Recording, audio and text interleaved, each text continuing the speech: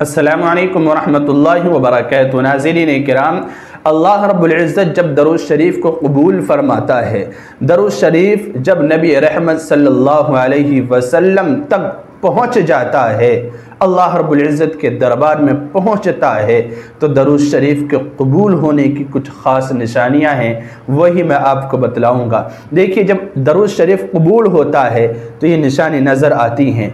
Number 1, दरूद शरीफ ज़्यादा से ज़्यादा पढ़ने को जी करता है।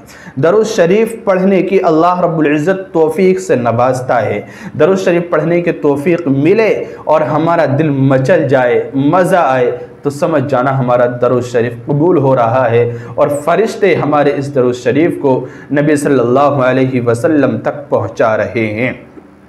और दरूद शरीफ कबूल होने की ख़ास पहचान ये भी है कि सुन्नतों से मोहब्बत होने लगे, सुन्नतों पर अमल करने का शौक़ और जज्बा पैदा होने लगे। हमें शौक़ हो कि हम सुन्नतों पर अमल करें, छोटी छोटी सुन्नतों को तलाश कर कर के हमें उन पर अमल करने का शौक़ अगर दिल में पैदा हो रहा है, तो फिर समझ जाना कि हमारे दरूद शरीफ कबूल हो रही है और अल्लाह रब्बुल इज़्ज़त हमारे दरूद शरीफ को फ़रिश्तों के ज़रिए से नबी अलैहिस्सलातु वस्सलाम की खिदमत में भेज रहा है। ये दरूद शरीफ कबूल होने की निशानी है।